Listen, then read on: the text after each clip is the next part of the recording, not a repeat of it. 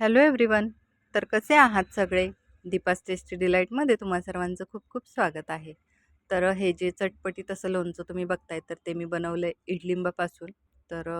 गावावरून ही इडलिंब आणलेली आहेत. सहसा आता मार्केटमध्ये ही लिंब फार भेटत नाहीत. गावावरून येताना मी ही लिंब भेटली तर घेऊन आली होती आणि 4 मीडियम साईजची लिंब आहेत. तर ती सगळ्यात आधी तर मी स्वच्छ अशी धुवून आणि रुमालानं छान स्वच्छ कोरडी करून घेतलेली आहेत. आणि त्यानंतर आपल्याला आता ती कट करून घ्यायच्या आहेत. तर कट करत असतानाच त्यामधल्या आपल्याला सगळ्या बिया पण ज्या आहेत त्या काढून घ्यायच्या आहेत.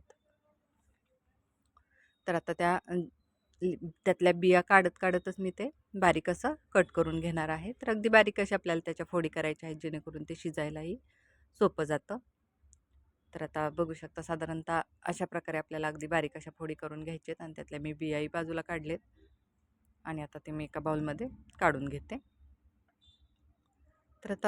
लिंब चिरून झाल्यानंतर आपण बाकी तयारी करूयात. तर त्यासाठी मी पहिले तर हा लसूण अर्धी वाटी लसूण मी घेतलेला आहे. तो छान असा आपल्याला ओबडधोबड कुटून घ्यायचा आहे. फार बारीक करायचा नाही आहे किंवा त्याची पेस्टही बनवायची नाही आहे. तर असा ओबडधोबड कुटला की त्याचा कसा फ्लेवर उतरतो लोणच्यामध्ये छान आणि खातानाही तो दाताखाली आल्यावर छान लागतो. तर आता आपला हा लसूण पण कुटून झालेला आहे. तो मी एका वाटीमध्ये काढून घेते.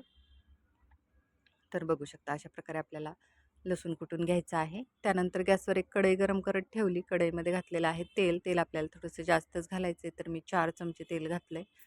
तेल गरम झालं की नंतर आपण त्यामध्ये घालणार आहोत हा ठेचलेला लसूण आणि लसूण थोडासा परतवून घ्यायचा आहे. तो जरासा गोल्डन ब्राऊन झाला की नंतर त्यामध्ये घालायचा आहे गरम मसाला पावडर. तर ती मोठे 2 चमचे गरम मसाला पावडर आहे आणि 3 चमचे जे आहे ती मी कश्मीरी लाल मिरची पावडर घालणार आहे. त्यानंतर 2 चमचे धनाजिरा पूड घातलेले आहे आणि हे छान परतलं तेलामध्ये की त्यानंतर मग आपण लिंबाच्या फोडी घालणार आहोत. तर साहित्य मी अगदी मोजकंच वापरलेलं आहे आणि टेस्ट पण खूप छान लागते. तर तुम्ही नक्की एकदा या पद्धतीनं लोणचं करून बघा, तुम्हालाही आवडेल. तर आता लिंबाच्या फोडी आपण त्या मसाल्यामध्ये घातलेत आणि 1 मिनिटभर आपण त्या परतवून घेणार आहोत आणि त्यानंतर आपण घालायचं आहे त्यामध्ये गूळ. कारण इडलिंब कसे थोडेसे तुरट असतात. त्यामुळं त्यामध्ये गूळ घालणं गरजेचं असतं. तर गूळ घालण्याच्या आधी मी त्यामध्ये घातलेले आहे चवीनुसार मीठ. तर चांगले मोठे 2 चमचे मी मीठ घातले, कारण लोणचं म्हटलं की ते टिकायलाही बरं आणि थोडंसं वाढतं मीठ असेल तर त्याची टेस्ट पण खूप छान लागते. तर आता मी ते मीठ घालून घेतलं आहे आणि ते झालं की आपल्याला घालायचं आहे गूळ. साधारणतः हा अर्धा किलो गूळ आहे आणि आपली लिंब पण अर्धा किलो भरली होती. तर मी बरोबरीमध्ये गूळ घातला आहे आणि टेस्ट बॅलन्ससाठी मी तिखटही घातलेलं आहे. तर तुम्हाला गोड नुसतं बनवायचं असेल तरीही तुम्ही बनवू शकता किंवा थोडंसं आंबट तुरट अशी टेस्ट हवी असेल तर तुम्ही गुळाचं प्रमाण कमी केलं तरी चालेल किंवा तुम्हाला गूळ नको साखर हवी असेल साखर घालू शकता. हे तुमच्यावर डिपेंड करतं की तुम्हाला काय आवडतं आहे. आणि त्यानंतर आता तो गूळ जो आहे तो पूर्णपणे त्या लिंबाच्या फोडींमध्ये वितळला आहे आणि तो पूर्ण आपल्याला आटवून घ्यायचा आहे.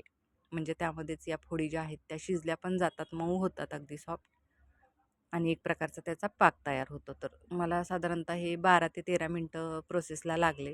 तर आता बघू शकता बऱ्यापैकी हा गुळाचा जो पाक आहे तो आटला गेला आहे आणि आपलं लोणचं आहे ते तयार झालेलं आहे. तर मी ते एका बाउलमध्ये काढून घेते. थोडंसं ठेवताना त्यात पातळसर ठेवायचं, कारण थंड झाल्यानंतर गूळ आळून बसतो. तर अशा प्रकारे हे इडलिंबाचं लोणचं एक अगदी झटपट असं तयार झालेलं आहे. तर तुम्हाला ही रेसिपी कशी वाटली ते मला नक्की सांगा.